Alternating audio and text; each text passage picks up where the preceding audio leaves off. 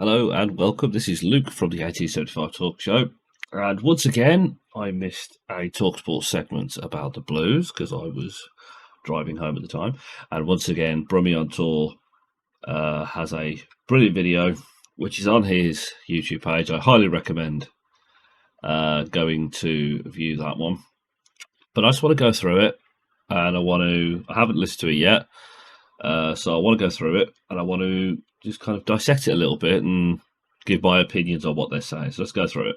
Another matter altogether. Bassini, for those who don't know, says he is hell-bent on taking over the reins at Birmingham City. He, if he gets his own way, will be the next owner of Birmingham City. But of course, we've known of Bassini for some time, from his time at Watford, and then another attempt to take over the reins of a football club, but it didn't work out at Bolton Wanderers. Was it likely then to work out at Birmingham City? No.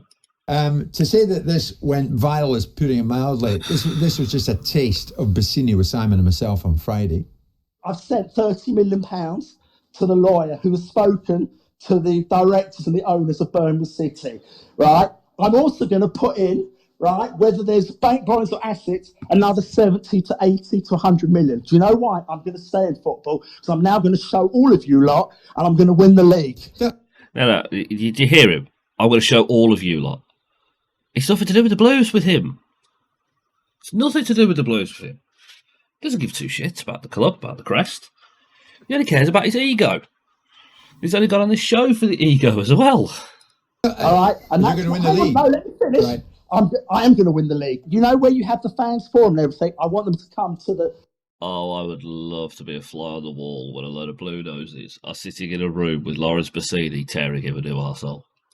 The board meeting. When there's a meeting with the press, right, I want them to come there so they can see for themselves. Right, so let's get to it. How much have you bid then for the club? I'm going to pay 35 to 40 million and I'm going to clear the debts that are there and we're going to straighten things up. Now, I was listening to a podcast done by WABTV a few weeks ago with the legendary Dan Ivory on it, otherwise known as Almagier, and he did say that Birmingham City is worth about 30 to 35 million. So the numbers add up. Whether he has that money is a very different question. I would like to be there in probably the next week or two. Anyone else getting a severe case of deja vu? Didn't he say the same thing last month? Interesting. Things sorted. The reason there's a delay because obviously I've got to change chairman, and I've now decided that I'm not going to stay at football for 3 years. I'm going to stay as long as it takes. So that was Laurence Bassini on Friday. You and I spoke about it afterwards, Simon. Yep. Bassini was on to me again on Friday afternoon, and then it pretty much deteriorated further from there. Mm-hmm. A senior member of the EFL has been in touch with me this morning saying we've had no approaches. Nope. There are others. We're aware that there are others interested, but at this point, we have no knowledge of them. Yeah. Now, in all fairness, Bassini doesn't actually have to tell the EFL anything until there is some concrete motion moving forward. But it's good practice. It's good working practice to tell them at least. And I know what people are going to say on the Facebook post I'm going to put up, and I know what people are going to say in the comment down below. Yeah, the EFL are corrupt, backstabbing, and they seem to have a passionate hatred for the boys in blue. Now, one thing I will say, and I'll preface this now, is if the EFL did want to do us more damage, all they'd have to come out and go, yeah, we know about this. Because then the Hong Kong Stock Exchange haven't been notified. And that will put us in more danger than what the EFL will do. So, again, as I emphasised, or tried to emphasise with you on Friday to Bassini, the most important thing in all of this is the football club. And well said. Where it may or may in fairness, not end up. In fairness to Bassini, they don't have to have been alerted the EFL right now, because if he hasn't got a deal with the people that own the football club, there's no point alerting the EFL about anything. Right? That would, in my mind, the EFL should do it differently. He should be pre-approved and then be able to buy the football club from the people that own it. In the world that currently exists, he does a deal with those that want to sell it to him, and then he goes and gets past the fit and proper persons test and the owners test with the EFL. Look, I mean, anyone that listened to that interview, he's a fantasist. He's a water mitty. You know, I don't know why we have to give these people the airtime, because he's the former owner of Watford Football Club, and people go and look back at that particular time. You can see what happened to him afterwards in terms of football's reaction to his behaviour. You can see the ridiculous antics at Bolton. I don't have any particular dislike of Laurence, but he's had his audience now. He's had his time, right? And we've given him the opportunity to say precisely nothing and come on the show and start shouting his mouth off about who he's going to bash up and who he has to settle scores with, right? And we gave him that opportunity. He is ridiculable because he says contemptible things. And whatever I may or may not think about in the past with Birmingham City Football Club, I don't have any agenda against them. Every football fan that supports their clubs deserves better than to have somebody come on a radio show and talk the kind of nonsense that Laurence Bassini spoke of. Comes to something with Simon Jordan saying that. Really does, doesn't it? It's nonsense. I don't think he even believes it himself, but we have to have the tragedy of having him have this nonsense for about 15 minutes of our life that we'll never get back. We put him in the picture about what we think of him, and I really do hope for the betterment of Birmingham City Football Club that there isn't some sort of fissure that opens up that he can crawl in between and take someone's money and use it to fund Birmingham with. I hope that's not the case for them, because there'll be no good coming of it. It's certainly not looking likely. I mean, it's laughable. The sensible money, Simon, is that we've heard the last of him. What odds would you give on him being the owner of Birmingham City before the season starts? I would be incredibly surprised. This football world is a very strange business, and out from underneath stones crawl various things. Right, this one needs to crawl back from whence it came. Right, I don't know what Laurence Businesses is. You can go and look at the 15 companies he set up in February 20 when every other business was being locked down. Laurence was opening up companies left, right, and centre. None of them seemed to have a net worth of more than 50p. But the bottom line is, if Laurence has got the means he's got, for the love of God, why are you coming on a radio station announcing to a couple of people on a radio station about which points you have to prove? Look, we've seen the body of work. People can say to me, you're a failed football club owner. Fine, I'll take that accusation. I don't happen to agree with it. I ran out of money after 10 years. But that's a cheap shot. I can take it. He, on the other hand, has been disqualified from football for 3 years.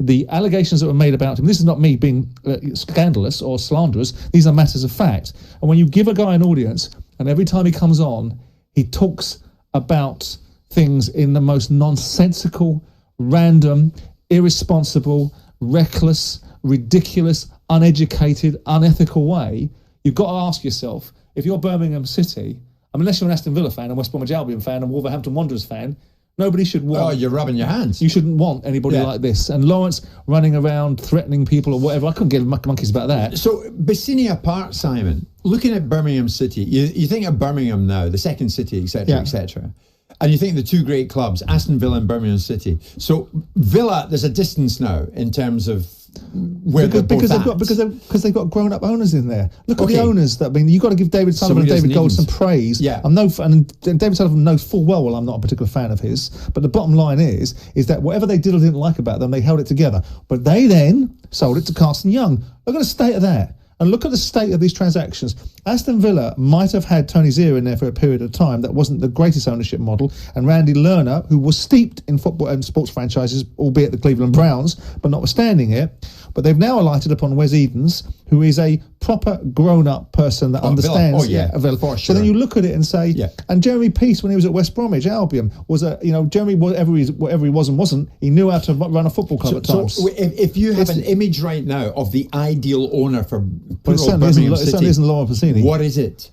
Well, it certainly what is it? What do they need? It certainly isn't Krusty the Clown, which is Laurence Bassini and alternate guys, even with...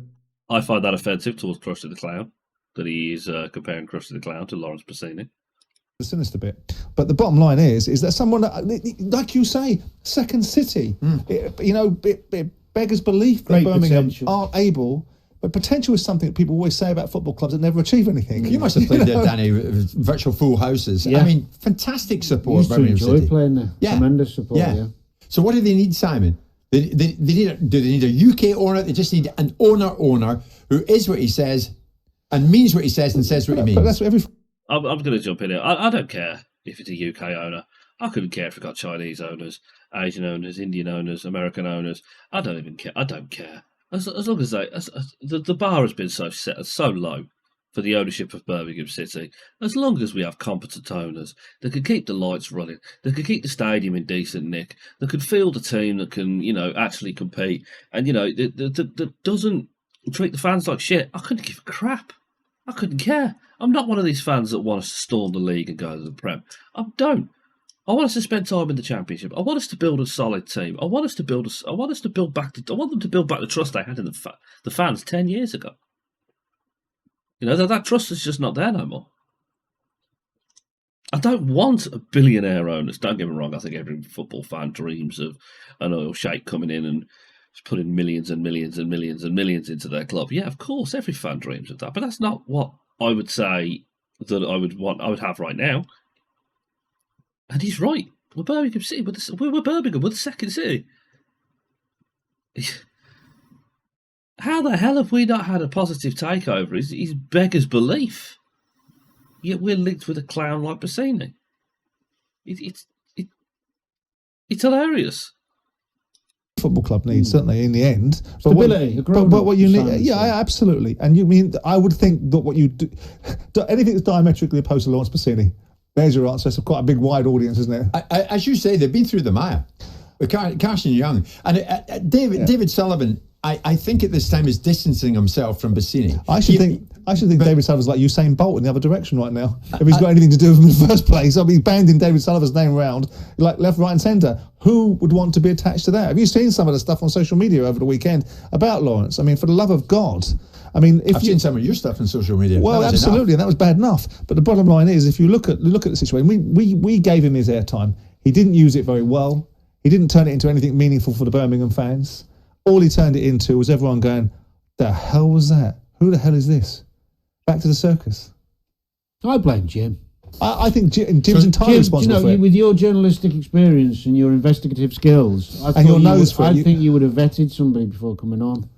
I think Jim wound him up. If somebody says I have the wherewithal and the desire to do it, you interview him. Okay. And we have previous knowledge of Laurence Bassini, who keeps on turning up, Simon. Admittedly on Friday like a bad penny, but he turns up. But will he get his hands in the club? Can we draw a line under him now? Do you think? I think if I was a betting man, I would think it was a distinctly unlikely possibility. I think there's more likelihood of me watching the women's Euros final. Okay, all right. Birmingham City up for sale, but who's going to get them? And as I said this morning, from a senior member of the staff at the EFL, regarding Birmingham City, we've had no approaches. There are others interested, apart from Bassini, but we have no knowledge of them as yet. It's as clear as mud at the moment. Shame we can't bring Birmingham City fans and Ian Dancer a bit more information than that. Again, this was obvious it was going to happen. And as he says, this is clear as dishwater. It really is. Now, we know that Bassini is interested. We also know Paul Richardson and Maxi Lopez are interested. But as Dan Ivory has said multiple occasions, there are other people that are interested. And you know what? I am more excited about those other people being interested than any of the others. I'll tell you why. Because Laurence Bassini, he's just a fantasist. He's just a joker. And I have listened to every interview he's done. I've read every article he's done about it, and he's a fantasist, and his story's changed more times than I can even remember. I've got nothing against Paul Richardson and Maxi Lopez. I do think they're going to have a fundatory problem, and from as far as I'm aware, they are currently looking into a Spanish side, a lower league Spanish side, if my memory serves me correctly. Or it might be Portuguese side. It was very early in the morning when I read that article. But the other people that are interested, have you noticed how nothing's come out about them? They're quiet as a church mouse. And that's what you need.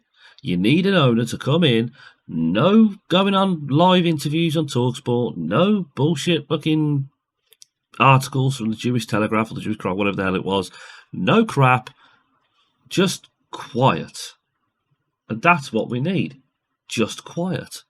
We need an owner to come in, splash down the cash, and go, right, I'm buying the Blues.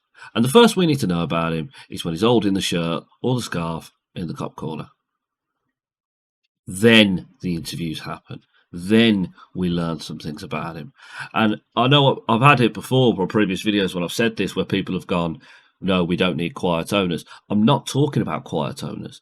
I'm not talking about the level of quiet that our current owners are doing.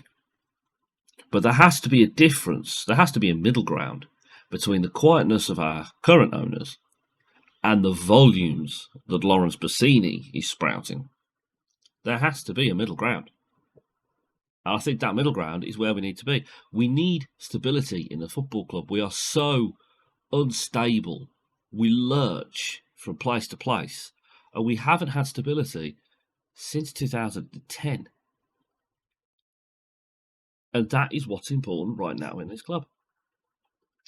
Anyway, that's just my thoughts on what's going on. I'll try and keep you updated as much as I can. Again, I do have a personal life, so I can't just sit on looking at Birmingham City News, but I do try and keep you up to date as I can. And again, what do you think? Let me know down in the comments below. Please like, share, and subscribe. The show's doing really well. 14 subs. I'm really happy with that. I'm trying to hit 20 before the season starts. Okay. Thanks very much, guys. Hope you enjoy the rest of your day. Bye bye.